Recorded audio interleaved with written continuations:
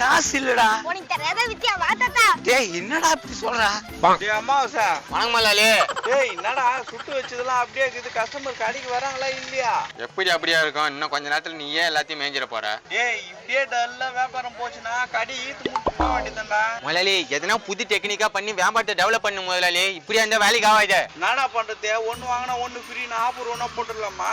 Super idea முதலாளி. ஆடி மாசம் வரையா வருது, ஸ்டாக் கிளியரன்ஸ் சொல்லி பழைய ஸ்டாக்லாம் தள்ளி விட்டோம்னா வச்சுக்கோங்க, வியாபாரம் சூப்பரா ஓடும். பாதி வேலைக்கு தள்ளி விட்டுருவோம். டேய் துணி கடையாடா இது. ஸ்டாக் கிளியரன்ஸ் எல்லாருக்கும் தள்ளி விடுறதுக்கு சாப்பிடுற கடைடா. எதனா ஒண்ணு துணி குடியா ஆயிடுச்சுன்னா போலீஸுக்கு நம்ம தான்டா போய் சொல்லணும். முதலாளி என்கிட்ட ஒரு ஐடியா இருக்குது. டேஸ்டா இருந்தா மட்டும் காசு கொடுங்கன்னு சொல்லிட்டு ஒரு ஆஃபர் போடுவோம். கூட்டம் பிச்சிட்டு வரும் பாருங்க. டேய் நம்ம கடை டேஸ்ட பத்தி உனக்கு தான் தெரியுமாடா? முதலாளி நம்பிக்கை தான் எல்லாமே. துணிஞ்சு இறங்குவோம். இப்பயே ஆஃபரை போடுவோம். இறங்குவோம்டா.